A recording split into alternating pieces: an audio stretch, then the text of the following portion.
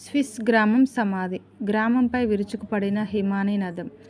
Alps పర్వత శిఖర సానువుల్లోని ఓ అందమైన కుగ్రామం రెప్పపాటులో భూస్థాపితమైంది. స్విట్జర్లాండ్లోని లోడ్స్ సెంటర్ లోయ ప్రాంతంలోని బ్లాటెన్ గ్రామంపై హిమానీ నదం విరుచుకుపడింది. భారీ స్థాయిలో మట్టి దిబ్బలు ఒక్కసారిగా పడటంతో కేవలం 40 సెకన్లలో దాదాపు గ్రామం మొత్తం మట్టిలో కలిసిపోయింది. బిర్క్ గ్లేసియర్లో కదలికలను ముందే కనిపెట్టిన స్థానిక యంత్రాంగం కొద్ది రోజుల ముందే గ్రామంలోని దాదాపు 300 మంది స్థానికులను ఖాళీ చేయించారు. దీంతో ప్రాణనష్టం తప్పింది.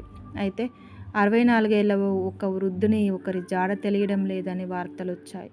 హిమచర్యలు ఇంకా పడుతున్నాయని వాలేయిస్ కంటోన్మెంట్ పోలీస్ అధికారి చెప్పారు.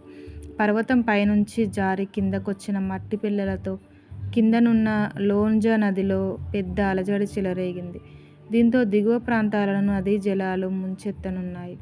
శుక్రవారం ఈ ప్రాంతంలో స్విట్జర్లాండ్ అధ్యక్షుడు కరెన్ కెల్లర్ సూటర్ పర్యటించనున్నారు.